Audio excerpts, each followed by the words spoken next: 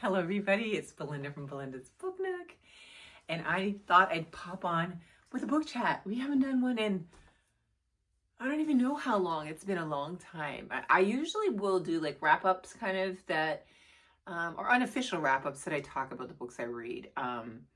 And I thought that I would do this one especially because I'm starting to do reviews again for NetGalley. I wasn't interested in doing them. And then I was thinking about it in December and I was like, maybe I'll do it again and try to approach it differently. When I had started doing NetGalley, which was many moons ago, sorry, because I'm so cold. Right now this room is cold. I was like a kid in a candy store. I would get on NetGalley. For all of you that don't know, NetGalley is like a platform with publishers and their new release or arcs of books that are going to come out, and they try to get people to be to review them to help promote the book, also give them feedback on their covers, etc. Well, many moons ago when I had done it, I was like a kid in a candy store, and I would just be like, request. Now, if you've been here for a minute, you know that I can't read fast. I'm a mood reader, and anything catches my eye, I'm after it, right? So that really wasn't a very successful union in the past. And so I said to myself before this year started, I was thinking, I'm going to give it a different approach, the new mature me, and I'm going to request what I can manage and try to request things that I really, really feel are good for me, not for good what I think other people are going to think is great, what I think, because ultimately I have to read the book, right, and give my feedback on it, so, which is my time. So I had selected a couple of books, and they did surprisingly approve them, and one was this book called The Unexpected Diva, and it's by Tiffany L. Warren, who's also written other books. This isn't her debut, but let's see if I can get the picture of it here. And so when I went on and I saw the cover and I was like, what is this? And I had just come off of our, let me look, I had written a couple of notes here. I just had finished, not too long ago reading Sing Her Name by Rosalind Story with Read So Lit, and really enjoyed it. Really enjoyed thinking about the possibilities, and also just learning about somebody that was singing classical music that was a person of color and a Black woman, to be specific. And so I had come kind of off the high of that. And so initially I was drawn to the cover of this, but then a side of me was like, well, I just read a book like, about this similar topic. Will I really get into it? So I said, I'm going to try and give it a shot. So this is the cover of the book. It is now officially released. I think the date that it was released is the 7th, if I'm sure, of this month, which is January. And so here's the cover. And if you can see it, my lighting is really crappy here today. I'm cold and the lighting's crappy, but we're going to talk about a book. And so the thing that caught my eye, let's just talk about the cover. I love the cover colors. I love the kind of wine color with red, and I love seeing this Black woman that's full figured in a gown on a stage in a theater, and looks like she's getting ready to perform. It's not images that, I've seen all the time. And so that caught my eye, and I said, okay. The other thing is, it was blurbed by Victoria Christopher Murray, who was the co-author, I believe, of the The Personal Librarian. And I love The Personal Librarian. I thought it was so great. It was a really, really good novel. So the book had a lot going for it before I even got a chance to even open the pages. So I was like, okay, good, I'm ready. One of the other things that I thought about too, when I approached this book is that you know, again, there's so many hidden figures in history. And the beauty of historical or nonfiction and historical fiction books, oh my gosh. I should have turned the heat up before I started. Um, can you hear her? She's out there with the toy. So we're going to try to ignore her as long as I can. So, um, so, I'm losing my train of thought. So I really, really, am pleased to be able to read books like that allow me to learn about these other hidden figures, these other women that sang classical music that I wasn't aware of. I know when I came out of college many moons ago, I had heard, when I first heard, that's around that time is when I first heard about Marian Anderson, who was, I think she was let me see, did I write in here? I think she was, let me see, because I want to make sure. She was a contralto, sorry, opera singer. And she performed in the US and abroad. And I immediately went out and got her music, and I started listening to it. And I really liked the experience of being able to hear a Black woman singing classical and operatic music specifically. And so so it's exciting to think about other people. So that said, let me read a little bit of kind of what I was thinking here when I did it. This one, so for the other book that I read, it was about Ciceretta Jones, who was a soprano singer, and that was from 1887 to 1915, and that was from the story "Sing Her Name" by Rosalind Story. This book follows Elizabeth Taylor Greene, and we call her Eliza in the story for short. She was popularly known as what they call the Black Swan, which hopefully I'll get back to if I remember to talk about the naming of these performers.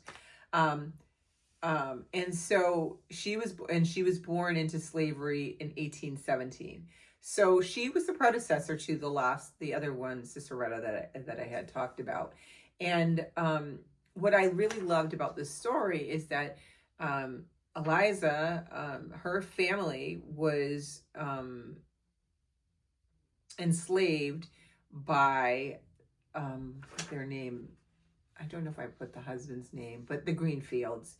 When he passed away, his wife, who was Elizabeth as well, her name was Elizabeth, she ended up, and in the story they will just call her, I think she called her Miss Elizabeth. I think that's what she would call her, you know. So anyways, the wife ended up in freeing the enslaved people that her husband had when he died. And so she not only did that, she paid for them to go to Liberia. And at that time, that was one of the places that people would, if they were going to and free them, that was an option that people were looking at. They thought Liberia was the place that they could send enslaved people. I have so many other feelings on that too, you know, because the people that were enslaved came from all different parts of Africa, the African continent. And so it's like taking somebody and throwing them into that, you know, throwing them geographically into the continent, but like, you know, does that really, will that go well? But there were a lot of freed slave people that were there. So there was people that they could, you know, become, you know, get into community with. But anyhow, I digress.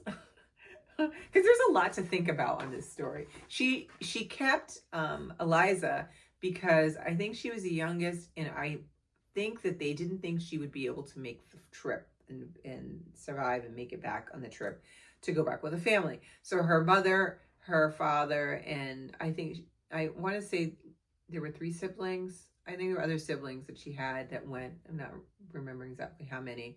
They went back. She stayed, and then Miss Elizabeth took Eliza, and they moved to Philadelphia to a Quaker community.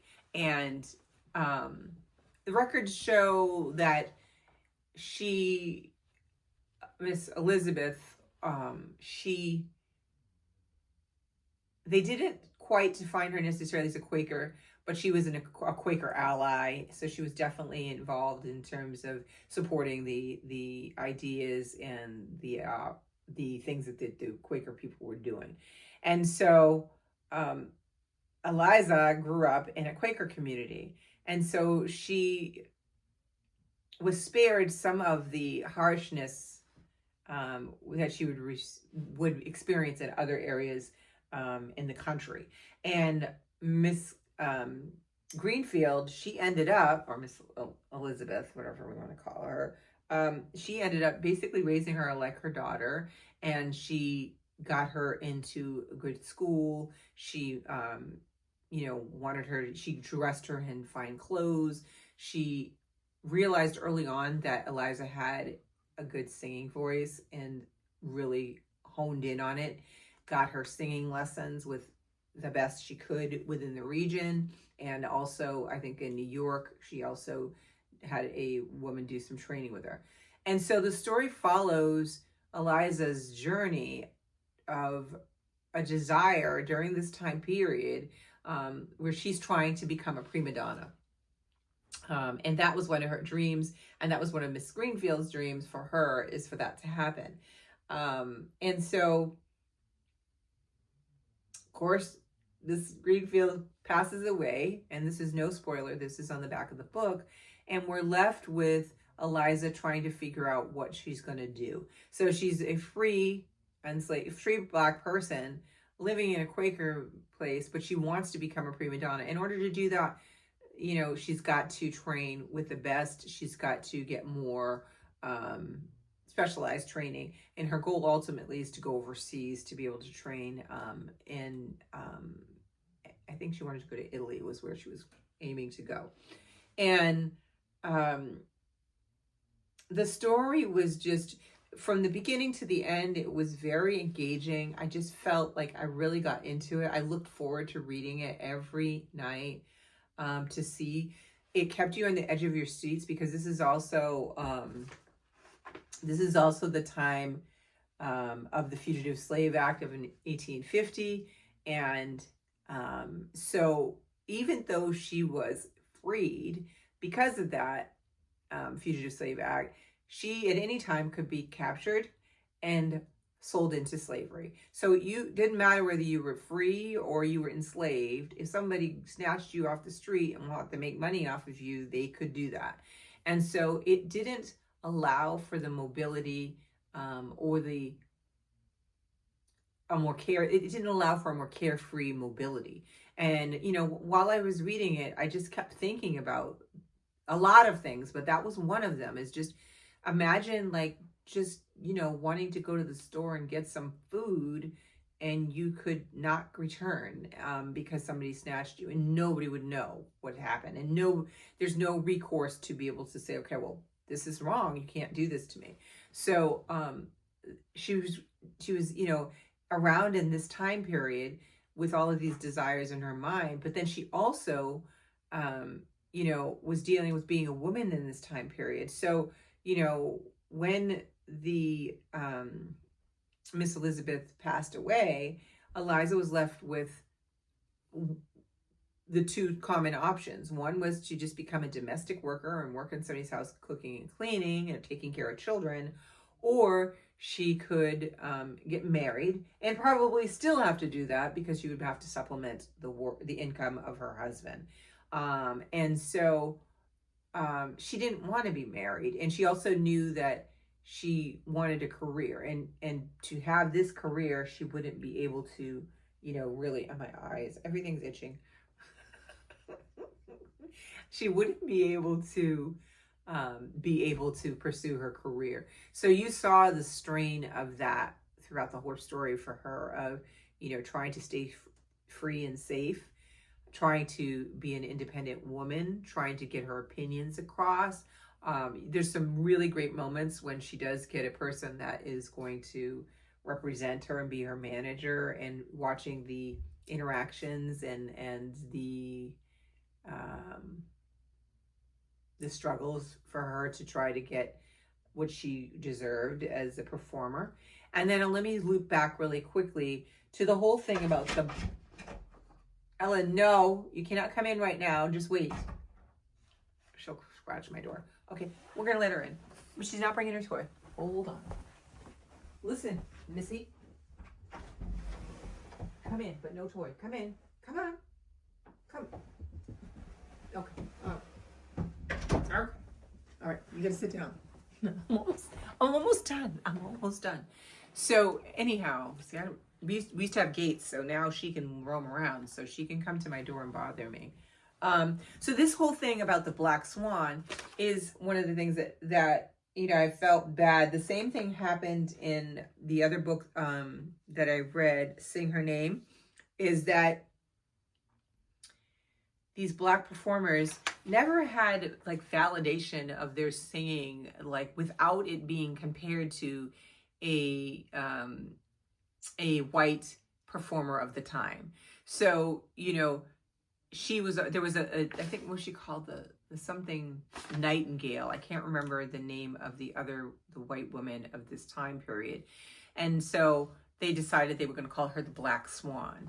But to me, it was a derogatory way of referring to her, as opposed to just her being a operatic singer, and giving her flowers. She had to constantly be compared to these other performers, and even despite the fact that her range was, she could go really high and she could go really lower the register than most women do.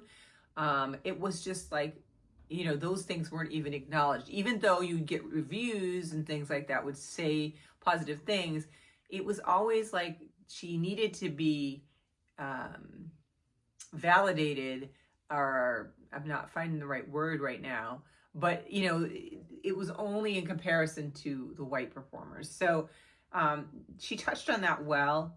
And I just thought that the characters here also, like the supporting characters that she had in this book were all interesting and integral to the story. There was a little bit of romance. And I just thought this was a great book. I think everybody should read it. I think you'll enjoy it because it's not a sad and completely dark book. There's really like some good fun moments.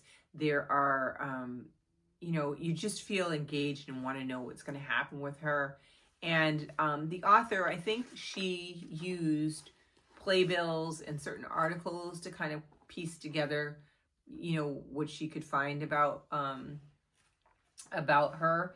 And then she came up with her, you know, because it's a historical fiction, her story. And I did go and look online afterwards, and, you know, there were definitely differences, you know, between this story and her real story, but there were a lot of similar things. The other thing that I thought was really nice is that I felt like they grounded this story even more and solidified it by integrating historical figures of the time. They had Frederick Douglass, W.E. Du Bois, Harriet Beecher Stowe was very pivotal in the story. And so it really helped the readers kind of settle into the time period and kind of get your groundings. So I just think she did a great job. I think the pacing was good. The characters were great. Ella just had a bath, so she's a little restless right now. But I think it was great. I think you should read it. I don't know if I've babbled on too long. I'm out of practice giving you guys kind of book chats. Let me know if you're going to get it, if you read it, if you think you're going to read it, if this is something you're interested in, because I just love it. I can add her to another, you know, to the list of another Black person in history that's, you know, that had a lot of achievement that I wasn't aware of. And it makes me happy. And so if you want to see more about my thoughts on this, you can also go to my blog, and I will link it below. I'm trying to be better about it for a minute. I'm going to try when I do book chats to give you stuff on the blog to look at as well. So if you go there, you'll see a link to, you'll see the review, my thoughts on this book. I really, really enjoyed it. It was a nice start. Kind of a start to finish to the new year. I kind of finished it probably, yeah, really last month, but I feel like I might count it for this year because it feels like this is this year. So, but check it out. It's really good. Let me show you the cover again. And Ella's being really good and quiet. See if you get a chance to take a peek at it. And I am going to go and heat up my tea because I don't know why, but it feels very cold today. Actually, I do know why because it is very cold today. But I will talk to you guys later. And hopefully the next video you guys are going to see me in will be my book journal. So I'm excited about that. So I will talk to you later and have a lovely weekend. I'm actually going away, not going away, but they're day trips.